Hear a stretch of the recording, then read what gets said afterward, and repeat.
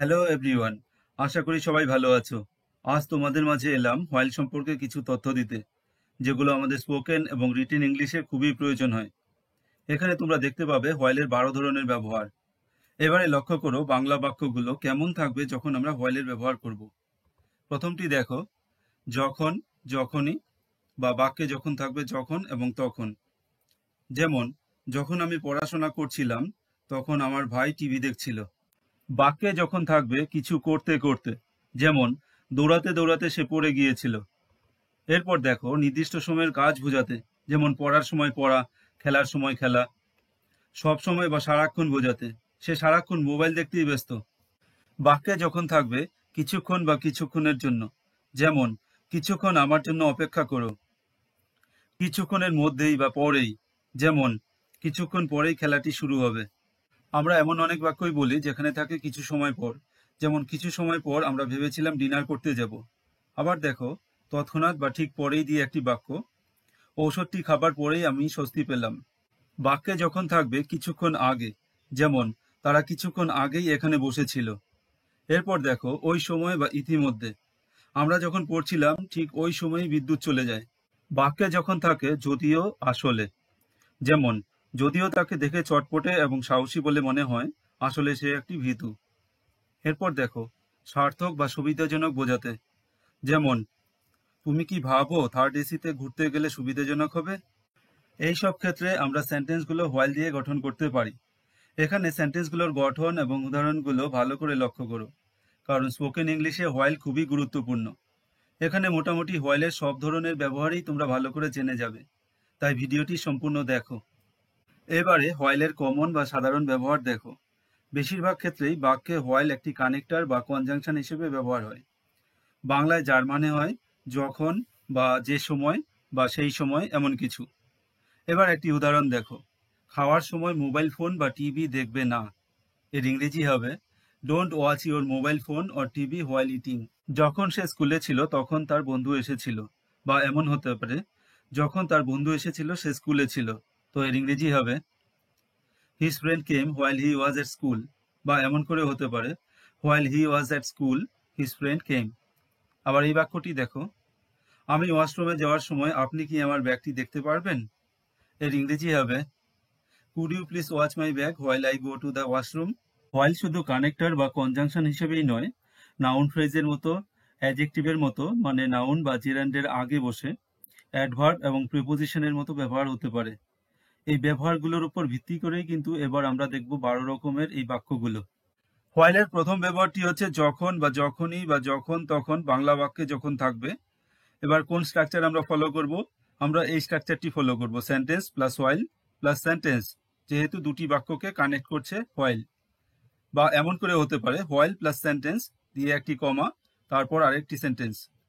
এবার যে কাজ চলছিল এবং যে কাজের ইম্পর্টেন্স বেশি তার শুরুতে হোয়াইল বসে। উদাহরণ হিসেবে দেখো, আমার ভাই টিভি দেখছিল যখন আমি পড়ছিলাম। এটি ইংরেজিতে হবে my brother was watching TV while I was studying. তাহলে দেখো এখানে দুটি বাক্য রয়েছে, মাই ব্রাদার ওয়াজ ওয়াচিং আর আই ওয়াজ স্টাডিং। এই দুটি বাক্যকে কানেক্ট করছে হচ্ছে হোয়াইল। আবার দেখো এই বাক্যটি এমন করে হতে পারে while I was studying my brother was watching TV. পরের বাক্যটি দেখো, সে যখন খাবার খাচ্ছিল কেউ একজন তাকে ডাকলো। এর ইংরেজি হবে someone called him while he was eating food. আবার এটিকে এমন করে বলা যেতে পারে while he was eating food someone called him. হোয়াইলের 2 নম্বর ব্যবহারটি দেখো, বাংলা বাক্যে যখন থাকে কিছু করতে করতে, তখন আমরা এই স্ট্রাকচারটি ফলো করব, হোয়াইল প্লাস ভার্বের আইএনজি, তারপর একটি কমা, তারপর হচ্ছে সেন্টেন্স। এবার দেখো, পড়াতে পড়াতে তিনি ফোন ব্যবহার করতেন। এই বাক্যটি ইংরেজিতে হবে হোয়াইল টিচিং হি ওয়াজ ইউজিং ফোন। পড়ার সময় আমি কারোর সাথে কথা বলি না। এটি ইংরেজিতে হবে while studying I don't talk to anyone. দৌড়াতে দৌড়াতে সে পড়ে গিয়েছিল। এটি ইংরেজিতে হবে হোয়াইল রানিং হি ফেল ডাউন। আবার এটি এমন করে হতে পারে দৌড়ানোর সময় সে পড়ে গেছিল। এমন আরো কিছু উদাহরণ হলো he is speaking while sleeping, সে ঘুমোতে ঘুমোতে কথা বলছে। সে হাঁটতে হাঁটতে গান শুনছে, he is listening song while walking. এবারে হোয়াইলের 3 নম্বর ব্যবহারটি দেখো, বাংলা বাক্যে নির্দিষ্ট সময়ের কাজ বোঝাতে এগুলো ইউজ হয়। এবার স্ট্রাকচারটি দেখো, ভার্ব প্লাস ওয়াইল, এরপর হচ্ছে ভার্বের আইএনজি ফর্ম। উদাহরণ হিসেবে দেখো, পড়ার সময় পড়া, এর ইংরেজি হবে স্টাডি হোয়াইল স্টাডিং। খেলার সময় খেলা, প্লে হোয়াইল প্লেয়িং। খাওয়ার সময় খাওয়া, ইট হোয়াইল ইটিং। তেমনি ঘুমানোর সময় ঘুমানো, স্লিপ হোয়াইল স্লিপিং। 4 নম্বর ব্যবহারটি হলো, বাংলা বাক্যে আমরা যখন পাবো সব সময় বা সারাক্ষণ, তখন আমরা এই ফ্রেজটি ব্যবহার করব, অল দ্য হোয়াইল। আর এই অল দ্য হোয়াইল ইউজ করব আমরা সেন্টেন্সের শেষে। এবার দেখো একটি বাক্য, সে সারাক্ষণ ফোন দেখছে, এটি ইংরেজিতে হবে he keeps watching phone all the while. আবার এটি এমন করে হতে পারে, he is busy on phone all the while. তার মানে সে সারাক্ষণ ফোন দেখায় ব্যস্ত। তুমি সারাক্ষণ পড়াশোনা করছো, এই বাক্যটির ইংরেজি হবে you keep studying all the while. এরপরের বাক্যটি দেখো, রাতুল সারাক্ষণ খেলছিল, এটি ইংরেজিতে হবে Ratul kept playing all the while. হোয়াইলের 5 নম্বর ব্যবহারটি দেখো, বাংলা বাক্যে যখন থাকে কিছুক্ষণ বা কিছুক্ষণের জন্য বা কিছু সময়ের জন্য, তখন আমরা এটি ব্যবহার করতে পারি। আমরা ব্যবহার করব ফর এ ওয়াইল। এবার সেন্টেন্সের পর আমরা ফর এ ওয়াইল ইউজ করব। উদাহরণ হিসেবে দেখো, তুমি কিছুক্ষণের জন্য অপেক্ষা করতে পারো, এটি ইংরেজিতে হবে you could wait for a while. You could wait for a while. এটি খুব কমন একটি সেন্টেন্স, অনেক জায়গায় এর ব্যবহার রয়েছে। এরপর দেখো, আমি কিছুক্ষণের জন্য ঘাবড়ে গিয়েছিলাম, এটি ইংরেজিতে হবে I was nervous for a while. I was nervous for a while. আমি কি কিছুক্ষণের জন্য তোমার কলমটি ব্যবহার করতে পারি, এটি ইংরেজিতে হবে can I use your pen for a while. Can I use your pen for a while. 6 নম্বর ব্যবহার দেখো, বাংলা বাক্যে যখন থাকবে কিছুক্ষণ পর বা কিছুক্ষণ পরেই বা কিছু সময়ের পরেই, তখন আমরা ব্যবহার করব in a while. In a while এটি ব্যবহার করব সেন্টেন্সের শেষে। উদাহরণ হিসেবে দেখো, আমি কিছুক্ষণের মধ্যে বা পরেই বাজারে যাব। এবার এটি ইংরেজিতে হবে I will go to the market in a while. খেলা শুরু হওয়ার সময় আমরা বলি কিছুক্ষণের মধ্যেই বা পরেই খেলা শুরু হবে, এটি একটি খুব কমন একটি বাক্য। তো এটি ইংরেজিতে কিভাবে হবে? The match is going to start in a while. The match is going to start in a while. পরের বাক্যটি দেখো, আমরা অল্প কিছুক্ষণের মধ্যে বা পরেই সেখানে থাকব, এটি ইংরেজিতে হবে we will be there in a little while. এখানে কিন্তু লিটিল ওয়াইল ইউজ হবে, ইন এ লিটিল ওয়াইল, যেহেতু অল্প কিছুক্ষণের কথা বলা হয়েছে। বাংলা বাক্যে যখন থাকবে কিছু সময় পর, তখন আমরা ব্যবহার করব আফটার এ ওয়াইল। তো 7 নাম্বার ব্যবহারে দেখো, সেন্টেন্স প্লাস আফটার এ ওয়াইল। আবার কিছু ক্ষেত্রে আফটার এ ওয়াইল তারপর সেন্টেন্স হতে পারে। এবার একটি উদাহরণ দেখো, আমি আমার কাজ কিছু সময় পর করব, এর ইংরেজি হবে I will do my work after a while. যখন মোটামুটি সময়ের আইডিয়া থাকে, তখন আমরা ব্যবহার করি ইন এ ওয়াইল। আবার যখন সময়ের আইডিয়া থাকে না, সময় স্পেসিফাইড নয়, তখন আমরা ব্যবহার করি আফটার এ ওয়াইল। তাই এখানে আফটার এ ওয়াইল হয়েছে, আমরা জানি না আমরা কখন করব।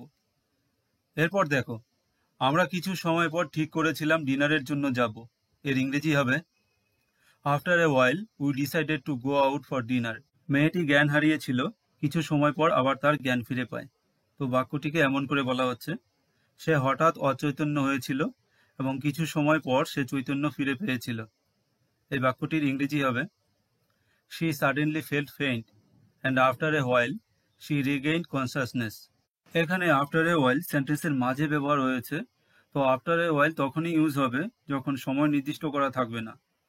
বাক্যে যখন পাই তৎক্ষণাৎ বা ঠিক তারপরেই, তখন আমরা ইউজ করব সেন্টেন্স প্লাস উইদিন এ ওয়াইল, অর্থাৎ উইদিন এ ওয়াইল এই ফ্রেজটি আমরা ইউজ করব। এবার দেখো কিছু বাক্য, এই ওষুধটি আমায় তৎক্ষণাৎ নিবৃত্তি দিয়েছিল, এর ইংরেজি হবে this medicine gave me relief within a while. This medicine gave me relief within a while.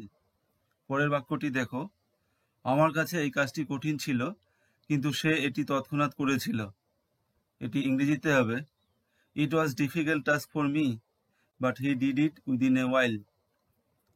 এরপর দেখো, আমি কোনো একটি টিকিট পাচ্ছিলাম না, কিন্তু সে এটি তৎক্ষণাৎ জোগাড় করতে পেরেছিল, এর ইংরেজি হবে I couldn't find any tickets, but he managed it within a while। কিছুক্ষণ আগে বোঝাতে আমরা ব্যবহার করব এ while ago। এবার সেন্টেন্সের শেষে থাকবে এ while ago। তো 9 নম্বরে হচ্ছে কিছুক্ষণ আগে। এবার একটি বাক্য দেখো, তারা কিছুক্ষণ আগে এখানে বসেছিল, এটি ইংরেজিতে হবে they were sitting here a while ago। এরপরের বাক্যটি দেখো, আমি কিছুক্ষণ আগে তাদের সাথে দেখা করেছিলাম, তাহলে এর ইংরেজি হবে I met them A while ago. এরপরের বাক্যটি দেখো, সে কাজটি কিছুক্ষণ আগে করেছিল। এর ইংরেজি হবে he did the work A while ago.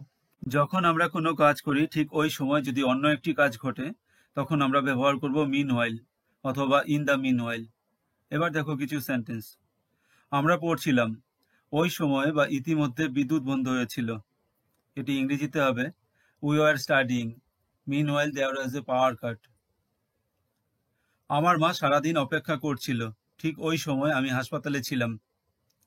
My mother waited all day meanwhile I was in hospital.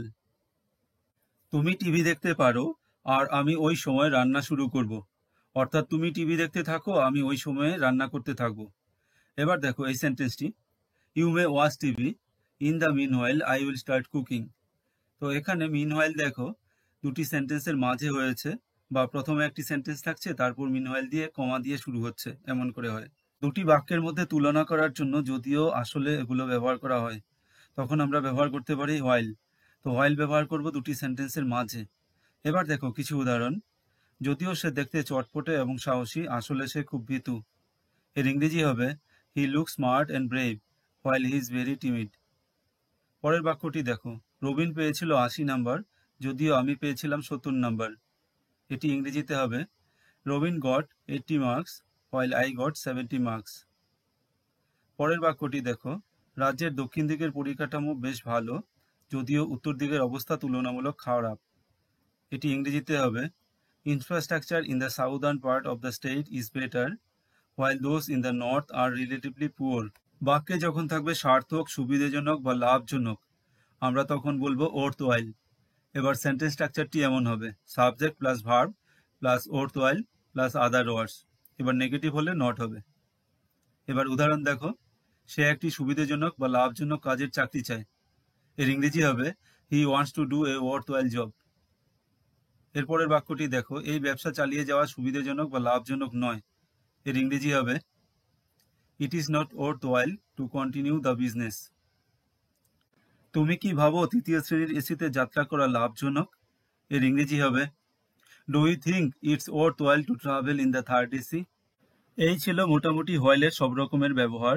তোমরা এইরকম ভিডিও পেতে এই চ্যানেলটিকে ফলো করো। Thanks for watching, have a great day.